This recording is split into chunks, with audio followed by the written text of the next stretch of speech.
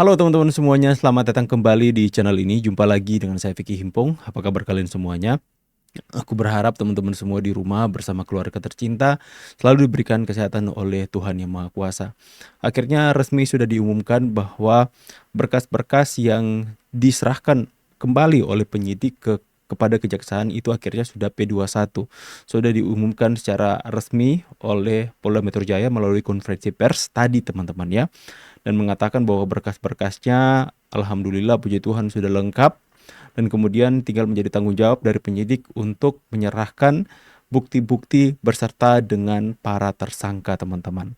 Akan tetapi di sini yang menjadi menarik bahwa ketika ini P21 seperti terlihat antusias para orang-orang yang hari ini menunggu soal kejelasan kasus ini itu terlihat agak sedikit tidak terlalu antusias teman-teman ya.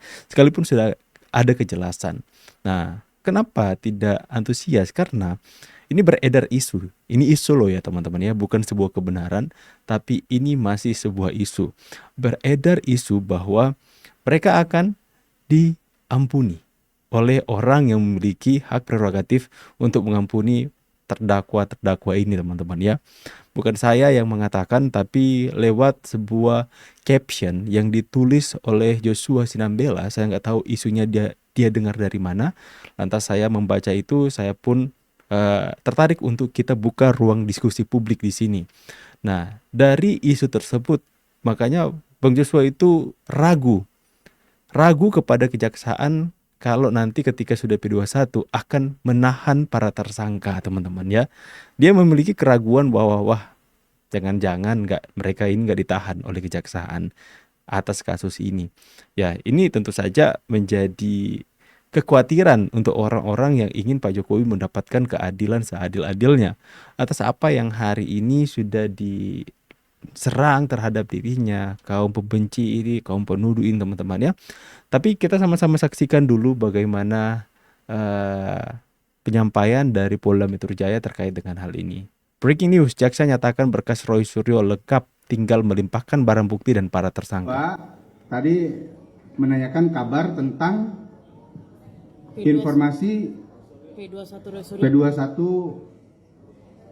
kasus Roy Suryo. Kami jawab rekan-rekan sekalian bahwa alhamdulillah jaksa sampai dengan hari ini sudah menyatakan bahwa berkas perkara yang kami kirimkan ke Kejaksaan Tinggi DKI tidak memerlukan lagi pemenuhan atas kekurangan-kekurangan yang kemarin sudah kami penuhi. Sehingga kami saat ini sedang berkoordinasi untuk melimpahkan pertanggungjawaban barang bukti dan para tersangka tersebut. Ya teman-teman ya, bertanggung jawab untuk melimpahkan barang bukti dan para tersangka. Jadi bukti-bukti nanti akan diserahkan bersama dengan para tersangka juga kepada kejaksaan. Tapi yang saya katakan tadi, adanya isu tersebut dan adanya keraguan dari Bang Joshua Sinambela, salah satu orang yang bersentuhan langsung dengan kasus ini, yang mungkin menjadi salah satu ahli nanti di persidangan. Beliau mengatakan bahwa dia ragu kalau kejaksaan akan melakukan penahanan. Coba kita sama-sama saksikan dulu bagaimana tulisannya di kanal Facebooknya, yang seolah ini seperti menunjukkan pesimisme lah terkait dengan bagaimana kejelasan kasus ini yang adalah kasus pribadi Pak Jokowi, tapi kemudian ada intervensi dari pihak-pihak yang berkuasa. Kita sama-sama saksikan dulu ini teman-teman ya. Ini dia ya. Ini diposting 1 jam yang lalu oleh Bang Joshua Sinambela. Beliau mengatakan, meskipun saya sejak lama sudah pesimis plot twist dari kasus fitnah ijazah ini karena sudah ada isu bakal diberi pengampunan oleh sang omon-omon. Tetapi tetap perlu diinformasikan ya. Yang pertama, ini isu teman-teman ya. Isu itu bukan sebuah fakta atau kebenaran, itu hanya kabar angin saja. Oleh kabar desas-desus yang kemudian terdengar, bisa saja itu benar, bisa saja itu hanya sekedar isu saja. Ya, akan diberikan pengampunan. Tetapi tetap perlu diinformasikan bahwa sejogjanya setelah status P21, hari ini baru diumumkan Polda Metro Jaya. Nah, ini Bang Joshua sudah tahu ya informasi bahwa sudah diumumkan. Maka harusnya dilanjutkan ke tahap 2, yakni penyerahan tersangka berikut barang buktinya ke kejaksaan. Selanjutnya, proses penahanan menjadi kewenangan kejaksaan. Nah, proses penahanan di sini kita tandai menjadi kewenangan kejaksaan. Akan tetapi keraguannya ada di caption selanjutnya. Meski juga sangat ragu jika kejaksaan bakal melakukan penahanan di kasus ini. Meski saya juga sangat ragu jika kejaksaan bakal melakukan penahanan di kasus ini. Jaksa biasanya diberi waktu 20 hari untuk menyusun dakwaan, kemudian melimpahkan berkas ke pengadilan negeri. Pasti tetap ada persidangan, tetapi plot twistnya jangan terlalu berharap para terdakwa nanti akan menjalani vonisnya. Persidangan hanya formalitas saja untuk menyatakan ijazah itu asli. Sedang para tersangka atau terdakwa yang melakukan fitnah akan melenggang. Jika di antara netizen merasa kasus ini terlalu lama, kritiklah pemerintah sebanyak-banyaknya di kebijakan-kebijakannya yang lain agar kasus ini segera diproses. Karena informasinya kasus ini hanya pengalihan isu, semoga bermanfaat.